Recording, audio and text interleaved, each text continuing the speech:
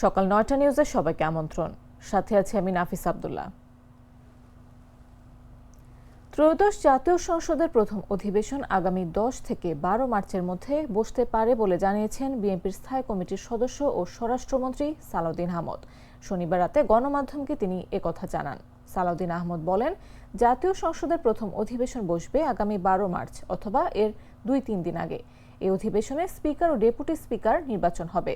সংবিধান অনুযায়ী জাতীয় সংসদ নির্বাচনের ফলাফলের গেজেট প্রকাশের ৩০ দিনের মধ্যে রাষ্ট্রপতিকে নতুন সংসদের প্রথম অধিবেশন আহ্বান করতে হয়। তিনি প্রধানমন্ত্রী লিখিত পরামর্শ অনুযায়ী তা করেন। ১২ ফেব্রুয়ারি সংসদ নির্বাচন ও গণভোট হয়েছে। সংসদ নির্বাচনে বিজয়ীদের গেজেট প্রকাশ হয় পরদিন। সেই হিসেবে ১৪ মার্চের মধ্যে সংসদের প্রথম অধিবেশন বসার বাধ্যবাধকতা রয়েছে। নতুন সংসদ সদস্যরা শপথ নিয়েছেন মঙ্গলবার।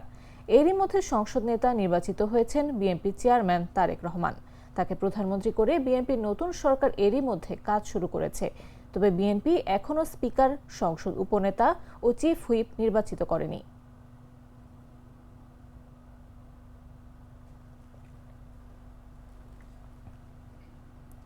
বিদ্যুৎ, জ্বালানি ও খনিজ সম্পদ মন্ত্রী ইকবাল হাসান মাহমুদ টুকু বলেছেন, বাংলাকে যদি ধারণ করতে হয়, বাংলা ভাষাকে যদি মায়ের ভাষা বলতে হয়, তাহলে ইনকিলাব জিন্দাবাদ চলবে না। ইনকিলাব জিন্দাবাদ, ইনকিলাব মঞ্চ এগুলো বাংলার সঙ্গে কোনো সম্পর্ক নেই। যারা আমাদের মায়ের ভাষা কেড়ে নিতে চেয়েছিল, এগুলো তাদের ভাষা।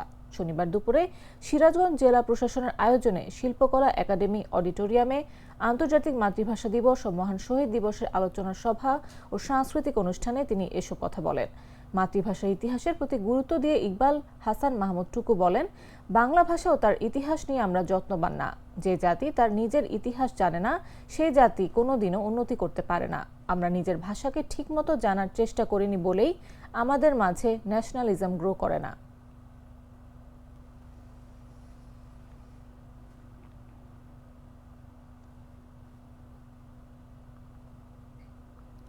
প্রধানমন্ত্রী তারেক রহমানের সঙ্গে নৌবাহিনী প্রধান অ্যাডমিরাল মোহাম্মদ নাজমুল হাসান সৌজন্য সাক্ষাৎ করেছেন। শনিবার এই সাক্ষাৎ অনুষ্ঠিত হয়। নৌবাহিনীর ভেরিফাইড ফেসবুক পেজে এক পোস্টে সাক্ষাতের বিষয়টি জানানো হয়। সাক্ষাৎকালে দেশের জলসীমার সার্বিক নিরাপত্তা, সুনীল অর্থনীতি, সমুদ্র সম্পদ রক্ষা এবং নৌবাহিনীর সক্ষমতা আধুনিকায়নের বিষয়ে গুরুত্বপূর্ণ আলোচনা হয়। এই সময় নৌবাহিনীর পেশাদারিত্ব, দেশপ্রেম এবং সমুদ্র সীমা সুরক্ষায় তাদের নিরলস প্রচেষ্টার ভূয়সী প্রশংসা করেন প্রধানমন্ত্রী তারেক রহমান। বাংলাদেশের জলসীমা ও সার্বভৌমত্ব রক্ষায় বাংলাদেশ নৌবাহিনী সর্বদা প্রস্তুত, শান্তিতে ও সংগ্রামে সমুদ্রে দুর্জয়।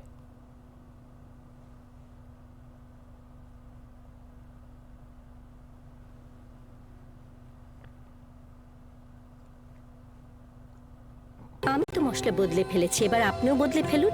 একবার প্রাণ গুঁড়া মশলা ব্যবহার করেই দেখুন। আইন অমান্য করে কেউ যেন উঁচু ভবন নির্মাণ করতে না পারে, এই বিষয়ে সরকারের কঠোর অবস্থানের কথা জানিয়েছেন গৃহায়ন ও গণপূর্ত মন্ত্রী জাকারিয়া তাহের সুমন। শনিবার বিকেলে কুমিল্লা সার্কিট হাউসের সংশ্লিষ্ট মন্ত্রণালয়ের আওতাধীন কর্মকর্তাদের সঙ্গে মত বিনিময়কালে তিনি একথা বলেন। মন্ত্রী বলেন, আগে যারা আইন অমান্য করে উঁচু দালান নির্মাণ করেছেন, সেসব ভবন এখন ভেঙে ফেলা হয়তো সমীচীন হবে না। তবে অবৈধ দালান মালিকদের জরিমানা করা যেতে পারে। ভবিষ্যতে যেন কেউ আইন লঙ্ঘন করে ভবন নির্মাণ করতে না পারে, সেজন্য সরকার কঠোর হবে। তিনি আরও বলেন, কুমিল্লা কেন্দ্রীয় কারাগার শহরের বাইরে স্থানান্তরের বিষয়ে কুমিল্লাবাসীর সঙ্গে তার মতের মিল রয়েছে।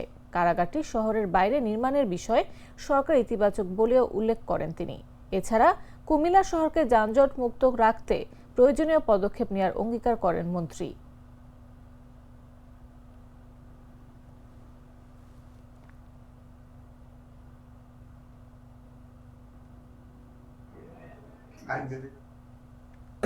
আমি যদি বলতে পারি অ্যাটলিস্ট আমার দায়িত্ব গেলে আইনকে আমি সবাই প্রায়োরিটি দেবো। সিটি কর্পোরেশনের যে বলেন বা আপনার ডিপার্টমেন্টে আন্ডারে পড়ে। ময়মনসিংহে ছিনতাইকারীদের ধাওয়ায় নুরুল্লাহ শাহ নিহতের ঘটনায় পুলিশ সুপারের কার্যালয় ঘেরাও করে বিক্ষোভ করেছে শিক্ষার্থীরা। শনিবার বিকাল 3:30 থেকে এসপি কার্যালয়ের সামনে অবস্থান নিয়ে এই কর্মসূচি পালন করা হয়। নিহত শিক্ষার্থী আনন্দমোহন কলেজের রসায়ন বিভাগের 3য় বর্ষের শিক্ষার্থী। বিক্ষোভকালে শিক্ষার্থীরা আমার ভাই মারল কেন, প্রশাসন জবাব দেয় আমার ভাই কবরে, খুনি কেন বাইরে, এমন সব স্লোগান দিতে দেখা যায়। তারা অভিযোগ করেন, ঘটনার পর একজনকে ধরে নাম ঠিকানা সহ পুলিশের হাতে সোপর্দ করা হলেও আসামিদের গ্রেফতারে প্রশাসন কার্যকর কোনো ভূমিকা রাখেনি। বর্তমান প্রযুক্তির যুগে খুনিদের চিহ্নিত করা সম্ভব হলেও পুলিশের গাফিলতি রয়েছে বলে দাবি করেন তারা। বিক্ষোভের মুখে অতিরিক্ত পুলিশ সুপার মোহাম্মদ আবদুল্লাহ আল মামুন ঘটনাস্থলে এসে রাত ৮টার মধ্যে জড়িতদের গ্রেফতারের সুনির্দিষ্ট আশ্বাস দিলে শিক্ষার্থীরা সাময়িকভাবে শান্ত হয়।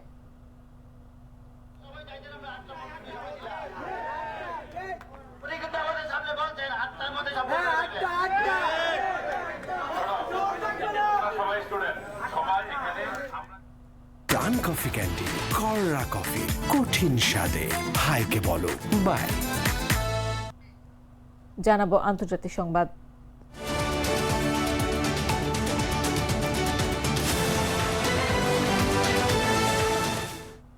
যুক্তরাষ্ট্রে আমদানি পণ্যের উপর শুল্ক 10% থেকে বাড়িয়ে 15% করার ঘোষণা দিয়েছেন দেশটির প্রেসিডেন্ট ডোনাল্ড ট্রাম্প। শনিবার নিজের মালিকানাধীন সামাজিক যোগাযোগ মাধ্যম ট্রুথ সোশ্যালে দেয়া এক পোস্টে তিনি এ ঘোষণা দেন। যুক্তরাষ্ট্রের সর্বোচ্চ আদালত ট্রাম্পের শুল্ক নীতি বাতিল করার ঠিক একদিন পরই নতুন করে এই পদক্ষেপটি নেওয়া হলো। এর আগে প্রেসিডেন্ট ট্রাম্প বলেছিলেন, আদালত যে শুল্ক বাতিল করেছেন তার পরিবর্তে যুক্তরাষ্ট্রে আমদানি হওয়া সব পণ্যের উপর 10% হারে শুল্ক আরোপ করা হবে। তবে শনিবার ট্রুথ সোশ্যালে দেয়া এক পোস্টে ট্রাম্প ঘোষণা দেন, এই হার এখন বাড়িয়ে 15% করা হবে। এর আগে বিশ্বজুড়ে যুক্তরাষ্ট্রের আরোপিত একতরফা শুল্ককে অবৈধ ঘোষণা করে ঐতিহাসিক রায় দিয়েছিলেন মার্কিন সুপ্রিম কোর্ট। তবে আদালতের এই রায়কে পাত্তা না দিয়ে নতুন করে 10% শুল্ক আরোপেরও ঘোষণা দেন ট্রাম্প।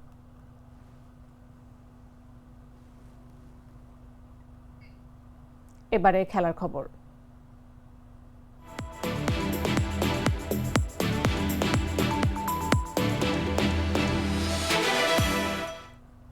কলম্বোর আবহাওয়ার পূর্বাভাসেই ছিল ভেস্তে যেতে পারে পাকিস্তান নিউজিল্যান্ডের ম্যাচ। শেষ পর্যন্ত হয়েছেও তাই। টস হলেও মাঠে গড়ায়নি বল। 3.25 ঘন্টা অপেক্ষা করার পর পরিত্যক্ত ঘোষণা করা হয়েছে ম্যাচটি। শনিবার একাধিকবার সময় দিয়েও শুরু করা যায়নি ম্যাচটি। টসের পর নামে ঝুম বৃষ্টি। টস জিতে পাকিস্তানের অধিনায়ক সালমান আলী আগা ব্যাটিং করার সিদ্ধান্ত নিলেও সুপার 8-এর প্রথম ম্যাচটি হলো পরিত্যক্ত। পয়েন্ট ভাগাভাগি হয়েছে দুই দলের মধ্যে। ম্যাচ ভেন্যু কলম্বোর প্রেমাদাসা আন্তর্জাতিক ক্রিকেট স্টেডিয়ামে টসের পর নামা বৃষ্টিতে পুরো মাঠ ঢেকে ফেলা হয়। বৃষ্টির মাত্রা এতটাই বেশি ছিল যে কোনোভাবে মাঠে নামতে পারেনি দুই দলের ক্রিকেটাররা। এর আগে সুপার 8-এ পাকিস্তান উত্তীর্ণ হয়েছে এ গ্রুপ থেকে আর নিউজিল্যান্ড ডি গ্রুপ থেকে। দুই দলই 4 ম্যাচে জয়ের দেখা পেয়েছে সমান 3টিতে। আগামী 24 ফেব্রুয়ারি ইংল্যান্ডের বিপক্ষে সুপার 8-এ নিজেদের দ্বিতীয় ম্যাচে মুখোমুখি হবে পাকিস্তান, আর এর পরদিন 25 ফেব্রুয়ারি স্বাগতিক শ্রীলঙ্কার মুখোমুখি হবে কিউইরা।